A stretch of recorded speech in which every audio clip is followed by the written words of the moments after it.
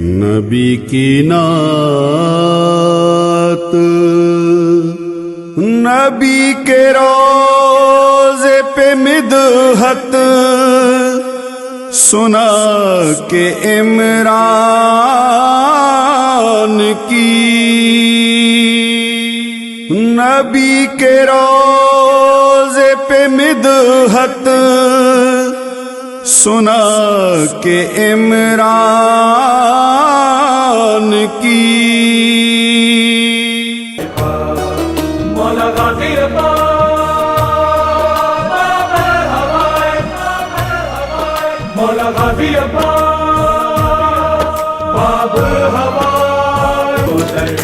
زہرا کے جا کر خوشی سب منائی، حسین آ گئے ہیں، حسین آ گئے ہیں، حسین آ گئے ہیں، حسین آ گئے ہیں۔ السلام علیکم ناظرین، میں ہوں سید علیم نواز شاہ اور آپ دیکھ رہے ہیں اسپارک انٹرنیشنل .tv۔ آج ہمارے ساتھ مہمان اسٹوڈیو میں جناب سید حسنین محمد شاہ صاحب۔ آپ کا اپنا ایک مخصوص انداز بیاں ہے، آپ سوز و سلام، مرثیہ، نعت خواہ ہونے کے ساتھ ساتھ منقبت اور قصیدہ خواہ بھی ہیں۔ تو آئیے سنتے ہیں انہی کی زبانی۔ جی جناب حسنین شاہ صاحب، السلام علیکم۔ وعلیکم السلام۔ جی شاہ صاحب، آپ کا تعلق کہاں سے اور کس سلسلے سے آپ کی نسبت ہے، کچھ فرمائیں گے؟ جناب ہمارا جو تعلق ہے وہ خیرپور میرس جو سندھ کا ایک شہر ہے، قدیم شہر ہے۔ ہم لوگ فورتھ فادر وہاں سے بلانگ کرتے ہیں، اور اس سے پہلے میرے فورتھ فادر جو ہے وہ ہندوستان الور اسٹیٹ راجستھان میں وہاں قیام پذیر ہوئے۔ تقریباً 3-4 پشتیں ہماری وہاں رہیں، اس سے بیشتر نشاپور اور ایران میں، مطلب ہمارے جو جس کو کہیں گے کہ مورث اعلیٰ، وہ ہمارے یعنی ہم سبزوار سے بھی ہمارے مطلب آباء اجداد، یعنی سمجھ لیجیے کہ ہم 43ویں پشت ہیں امام تقی علیہ السلام کی سلسلہ نسب سے، یعنی ہم جو سادات ہیں ہماری 43ویں پشت ہے۔ یعنی ہمارے جو مورث اعلیٰ ہیں وہ حضرت موسی مبارکہ قمی، جو قم کے اندر جن کی زیارت ہے، اور ان کے جو مطلب سلسلے سے ہمارا ہے۔ اور اس کے بعد جو ہے وہ سبزوار آ گئے ہمارے جد، اور سبزوار سے پھر ہندوستان آئے، ہندوستان سے پھر پاکستان آئے، اور اب ہماری سمجھنے 43 پشت سے ہم ہیں۔ اب ہماری اولاد جو ہے وہ 44 پشت ماشاءاللہ اس وقت موجود ہے، اور ہم لوگ خیرپور کے اندر جو ہے وہ ہماری مطلب رہائش کا موجود ہے اس وقت۔ جی شاہ صاحب، یہ شوق آپ کو کب سے ہوا؟ میرا مطلب ہے قصیدہ اور نعت خوانی کا، کچھ فرمائیں گے آپ؟ جناب یہ بہت لڑکپن کی بلکہ بچپن کی بات ہے کہ میرے والد کو بھی شوق تھا، میرے دادا کو بھی شوق تھا۔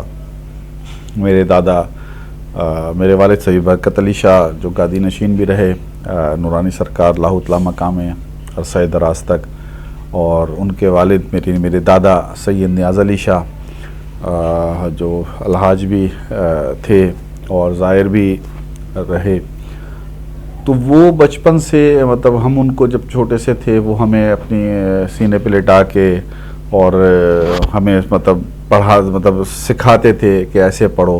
جب چھوٹا بچہ ہوتا ہے تو میں مطلب اپنے دادا کے سینے پہ لیٹ کے جو ہے کرتا تھا، کیونکہ میرے جو دادا تھے وہ خود ایک بہت اچھے سوز خان تھے، مرثیہ خان تھے، اور وہ پڑھتے تھے خیرپور میں، اور انہوں نے ہی مجھے مطلب اس طرف مطلب جیسے بچہ ہوتا ہے مطلب ہم اپنے دادا کو دیکھ کے راغب ہوئے، اور اس کے بعد جو ہے الحمدللہ مولا نے ہمیں چنا اپنی منقبت کے لیے، اپنے نوحہ خوانی کے لیے، اپنے سوز سلام کے لیے، مرثیے کے لیے۔ الحمدللہ ان بزرگوں کی دعائیں، اور خاص کر اس میں میری ماں کا بڑا جو ہے وہ کنٹریبیوشن ہے کہ وہ ہمیں چھوٹی سی، ہم کہتے تھے امی ہمیں ڈائری بنا کے دیں، تو وہ چھوٹی سی ہمیں سی کے اس زمانے میں ڈائری بنا کے دیتی تھی، پھر ہم اس پہ لکھتے تھے۔ ہمیں اس وقت لکھنا نہیں آتا تھا، وہ ہمیں لکھ کے دیتی تھی کہ یہ پڑھو۔ پھر ہم نے اپنے گھر کے اندر ایک چھوٹے بچوں کی جو ہے وہ انجمن بنائی جو آج بھی موجود ہے، اور اس کا نام ہے عزا خانہ لشکر عباس۔ 2 انجمنیں بنی تھیں، ایک انجمن تھی انجمن غلامان عباس جس کے بانی مرحوم علامہ الحاج مولانا سید محمد عون نقوی تھے، اور میری انجمن تھی انجمن لشکر عباس۔ تو میرے یہاں پہ وہ حدیث پڑھا کرتے تھے، میں ان کی انجمن میں جا کے جو ہے سوز، سلام اور نوحہ پڑھا کرتا تھا۔ تو الحمدللہ وہ وہاں سے پڑھتے پڑھتے آج بھی الحمدللہ وہ دونوں عزاخانے قائم ہیں، اور اب ہماری اولاد جو ہے وہ اس میں جو ہے وہ عزاداری کر رہی ہے۔ ایام میں محرم کے جو بھی ایام ہوتے ہیں وہاں پہ عزاداری ہوتی ہے، اسی مناسبت سے اسی طرح سے ہو رہی ہے الحمدللہ۔ شاہ صاحب، آپ کے خاندان میں قصیدہ خوانی، نعت خوانی کا کسی اور کو بھی شوق تھا، اور اس میں آپ کے گھر والوں نے، خاندان والوں نے کیا آپ کو مدد یا سپورٹ کی، فرمائیں گے؟ جناب، یہ بہت لڑکپن کی بلکہ بچپن کی بات ہے کہ میرے والد کو بھی شوق تھا، میرے دادا کو بھی شوق تھا۔ میرے دادا میرے والد سید برکت علی شاہ جو گادی نشین بھی رہے، نورانی سرکار لاہو تعالی مقام عرصہ دراز تک، اور ان کے والد میرے دادا سید نیاز علی شاہ جو الحاج بھی تھے اور زائر بھی رہے۔ تو وہ بچپن سے مطلب ہم ان کو جب چھوٹے سے تھے وہ ہمیں اپنی سینے پہ لٹا کے اور ہمیں مطلب سکھاتے تھے کہ ایسے پڑھو۔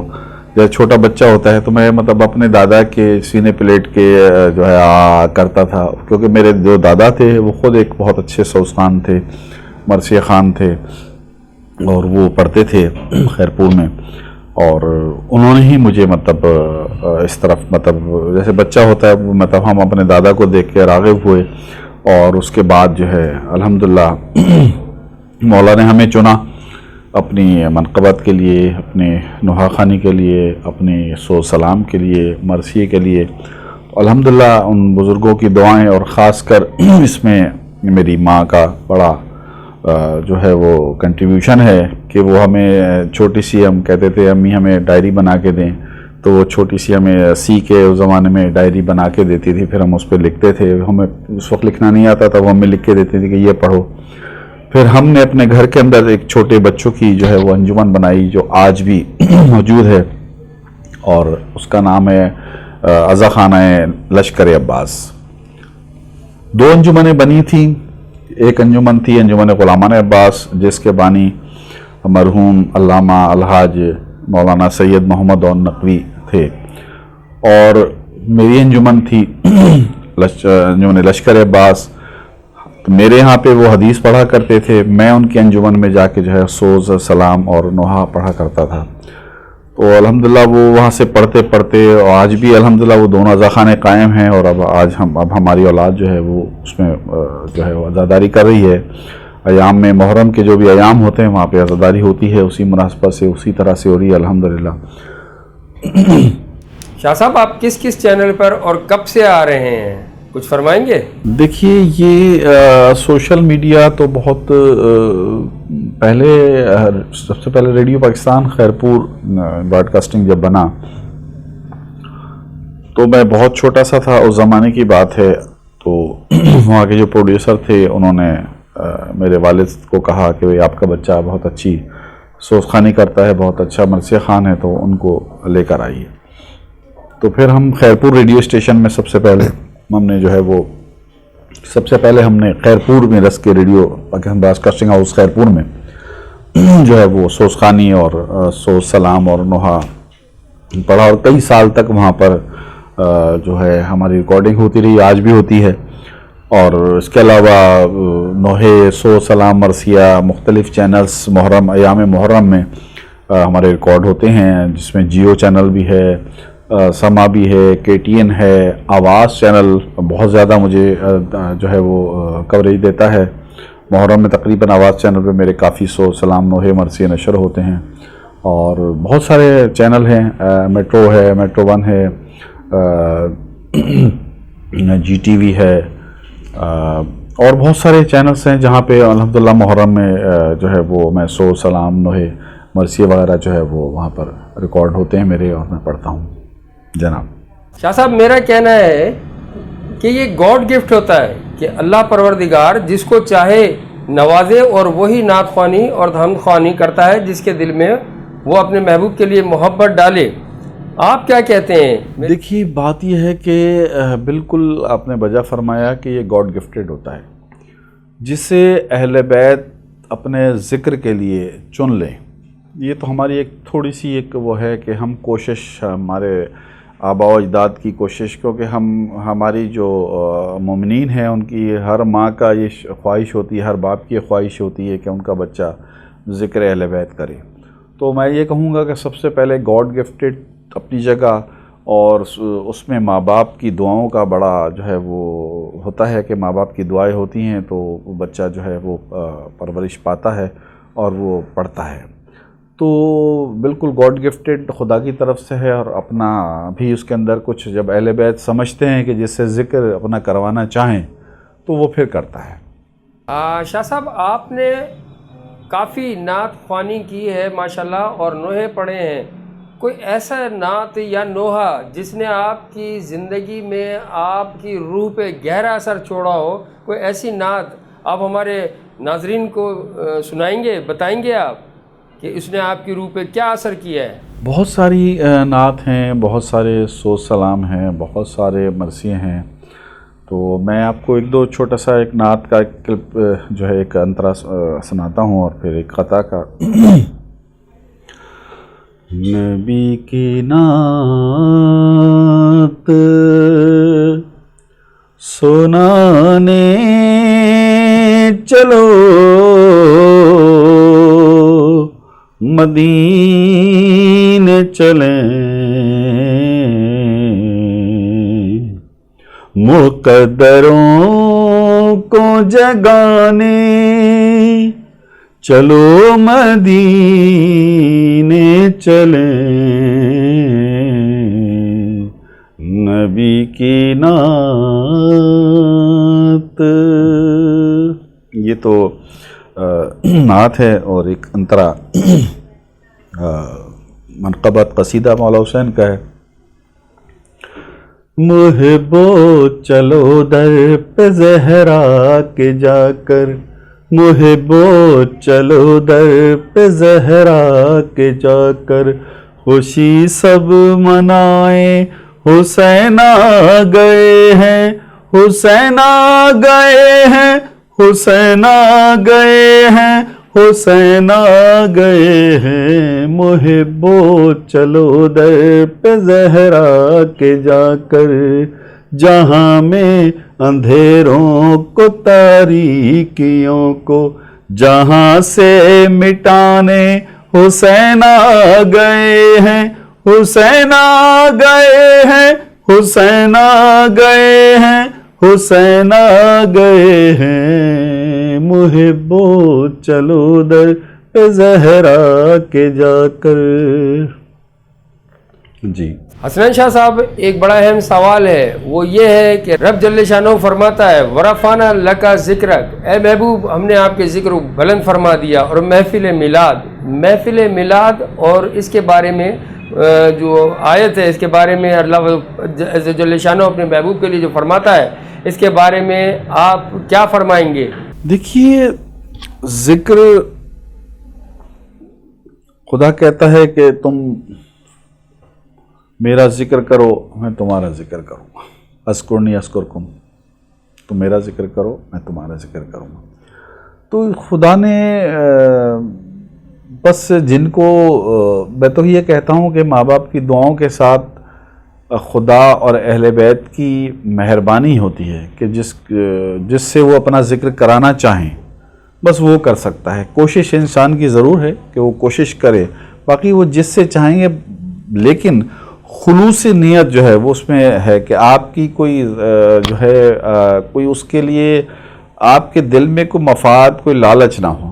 بس آپ جب کریں ذکر تو ان جیسے اپنے ماں باپ کا بندہ کسی بغیر کسی لالچ کے بغیر کسی اس کے ذکر کرتا ہے، صرف ایک مودت سے، یعنی محبت تو آپ کی زبان سے ہوتی ہے، مودت جو ہے وہ قلب سے.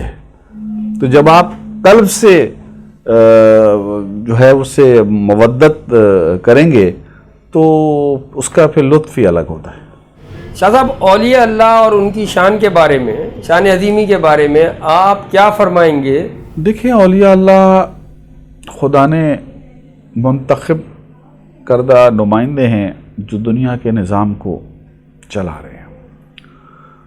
جس طرح خدا نے نبیوں کو امت کے لیے پیغام اپنا نمائندہ بنا کے بھیجا اور بتایا کہ جتنے بھی خدا کے احکام بندگان خدا تک پہنچنے ہیں، اس تمام کا تمام کام انبیاء اور نبیوں کا، مرسلین کا رہا، نبیوں کا رہا کہ وہ امت تک خدا کا پیغام پہنچائیں گے، اور امت کا جتنے بھی اعمال ہیں ان کا خدا تک پہنچانے کا انتظام وہ ائمہ طاہرین اہل بیت کا ہے۔ چہاردہ معصومین، آپ کے جو بھی عمل ہیں، جتنے بھی آپ کے عمل ہیں، جو بھی آپ کر رہے ہیں، وہ خدا تک، جو خدا کے لیے کر رہے ہیں، بندوں کے جو کچھ بھی ہے آپ کے اعمال، وہ خدا تک جانے کے لیے وہ سوائے راستہ اہل بیت کا ہے کہ امام کے ہی ذریعے وہ خدا تک جائیں گے۔ تو جب امام پردہ غیبت میں چلے گئے تو اب کون پیغام پہنچائے؟ تو وہ پیغام جو ہے اب جو کہ 12ویں سرکار نائم آل محمد پردہ غیبت میں ہیں، تو سعادت کا سلسلہ چلا، یعنی سعادت کا سلسلہ جتنے اولیاء اللہ ہیں، وہ جتنے بھی لوگوں کے مسائل ہیں، اعمال ہیں، مثال کے طور پر آپ کسی کو اپنا رہبر مانتے ہیں، کوئی مرشد مانتا ہے، مطلب جو بھی آپ اس کو نام دے دیں، آپ کے وہ تمام کے تمام جو ہیں وہ خدا تک جانے کے لیے، وہ پہنچانے کے لیے جو راستہ ہے آپ کا، وہ اولیاء اللہ ہیں۔ ان کے توسل سے، یعنی وسیلہ چاہیے، وہ اولیاء اللہ جو ہے وہ وسیلہ ہیں آپ کے اعمال، آپ کے تمام چیزیں جو ہیں وہ وہاں تک پہنچانے کا۔ جی میرا آپ سے آخری سوال ہے، کسی بھی نعت خواہ، حمد خواہ، منقبت، نوحہ خواہ یا شاعر، ان کے بارے میں آپ کیا پیغام ان کو دینا چاہتے ہیں؟ دیکھیے، پیغام میں بندہ ناچیز کیا پیغام دوں گا، بس ان سے عرض ہی کر سکتا ہوں اور ریکویسٹ ہے پہلے تو شاعروں سے کہ جو بھی شاعر محمد و آل محمد ہیں کہ کم از کم اپنی شاعری میں انہیں عصمت کا خیال رکھنا چاہیے کہ کوئی بھی ایسا غیر مہذب یا غیر تہذیب الفاظ یا مصرع اس کی شاعری میں نہ آئے، کیونکہ ادب پہلا قرینہ ہے محبت کے قرینے میں، ادب پہلا قرینہ ہے محبت کے قرینے میں۔ مزید پروگرامز کے لیے ناظرین دیکھتے رہیے اسپارک انٹرنیشنل .tv